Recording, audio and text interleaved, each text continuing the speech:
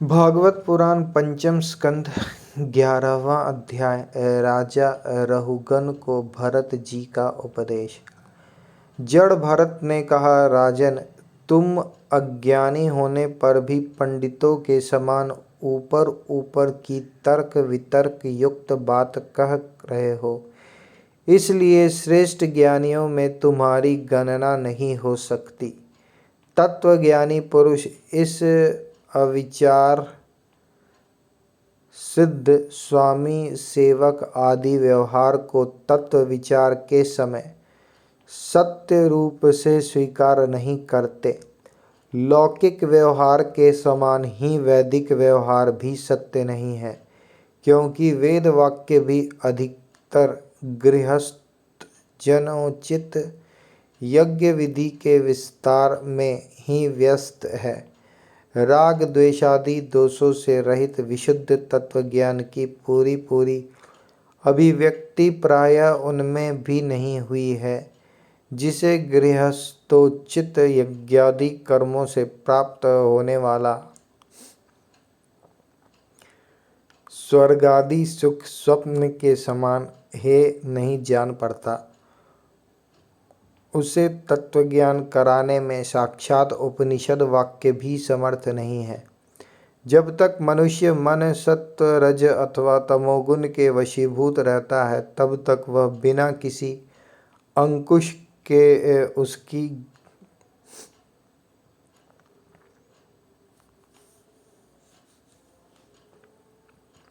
ज्ञानेंद्रिय और कर्मेंद्रियों से शुभाशुभ कर्म कराता रहता है।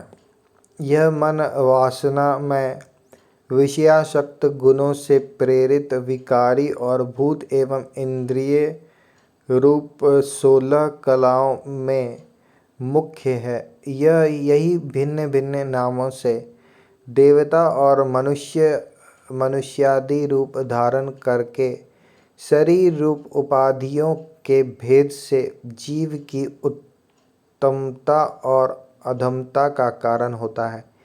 यह महामय मन संसार चक्र में चलने वाला है। यही अपनी देह की अभिमानी जीव से मिलकर उसे काल क्रम से प्राप्त हुए सुख दुख और इनसे यही अपनी देह के अभिमानी जीव से मिलकर उसे काल क्रम से प्राप्त हुए सुख दुख और इनसे व्यतिरिक्त मोह रूप अवश्य भावी फलों की अभिव्यक्ति करता है। जब तक यह मन रहता है, तभी तक जागृत और स्वप्नावस्था का व्यवहार प्रकाशित होकर जीव का दृश्य बनता है।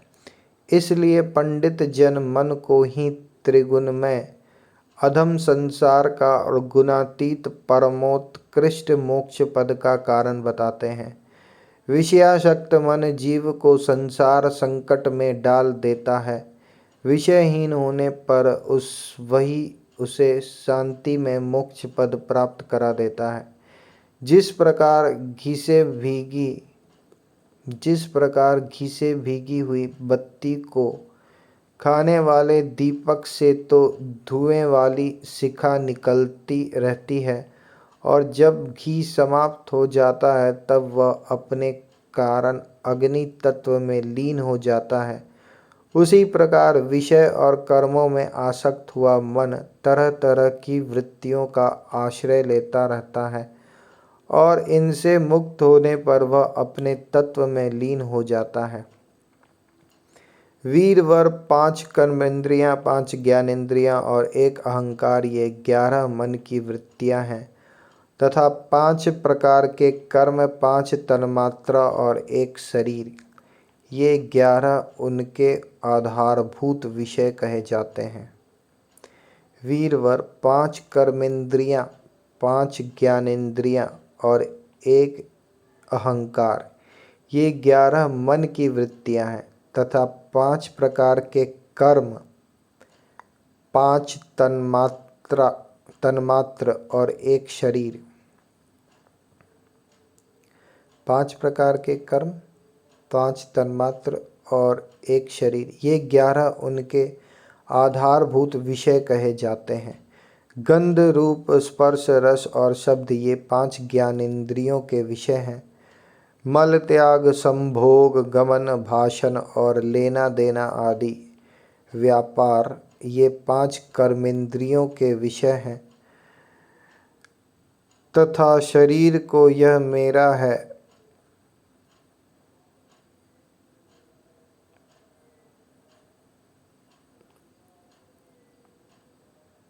तथा शरीर को यह मेरा है, इस प्रकार स्वीकार करना अहंकार का विषय है।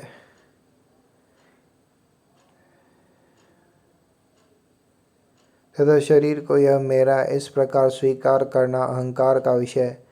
कुछ लोग अहंकार को मन की 12वीं वृत्ति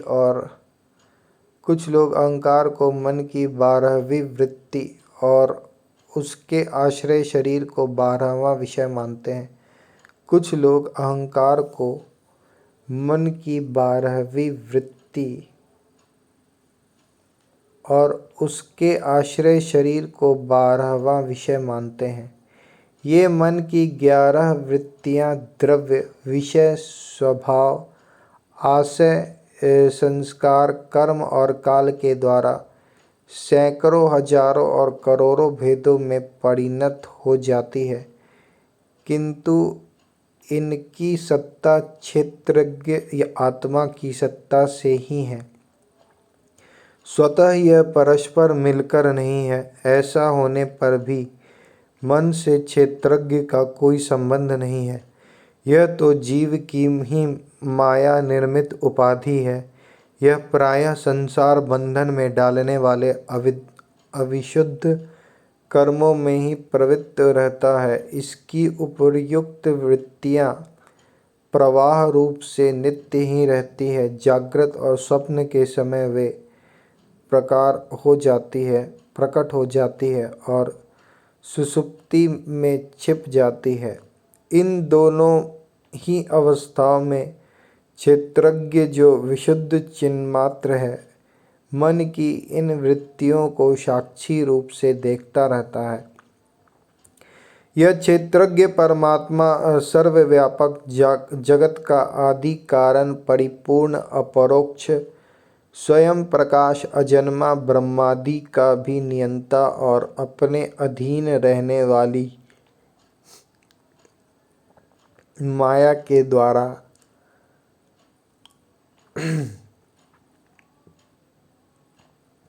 सबके अंतःकरणों में रहकर जीवों को प्रेरित करने वाला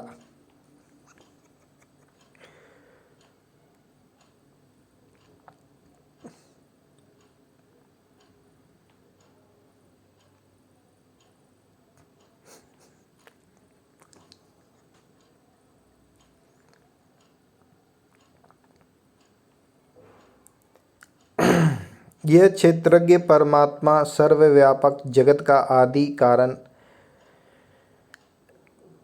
यह क्षेत्रज्ञ परमात्मा सर्वव्यापक, जगत का आदि कारण, परिपूर्ण, अपरोक्ष, स्वयं प्रकाश, अजन्मा, ब्रह्मादि का भी नियंता और अपने अधीन रहने वाली माया के द्वारा सबके अंतःकरणों में रहकर जीवों को प्रेरित करने वाला समस्त भूतों का आश्रय रूप भगवान वासुदेव है। जिस प्रकार वायु संपूर्ण स्थावर जंगम प्राणियों में प्राण रूप से प्रविष्ट होकर उन्हें प्रेरित करती है, उसी प्रकार वह परमेश्वर भगवान वासुदेव सर्वसाक्षी आत्मस्वरूप से इस संपूर्ण प्रपंच में ओतप्रोत है।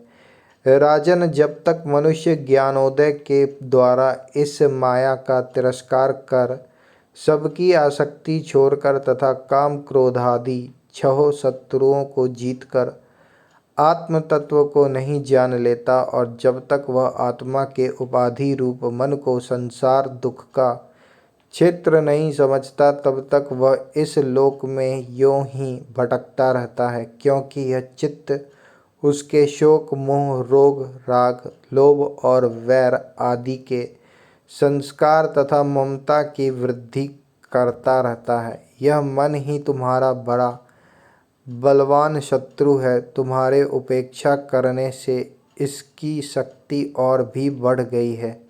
यह यद्यपि स्वयं तो सर्वथा मिथ्या है, तथापि इसने तुम्हारे आत्मस्वरूप को आच्छादित कर रखा है। इसलिए तुम सावधान होकर श्री गुरु और हरि के चरणों की उपासना के अस्त्र से इसे मार डालो।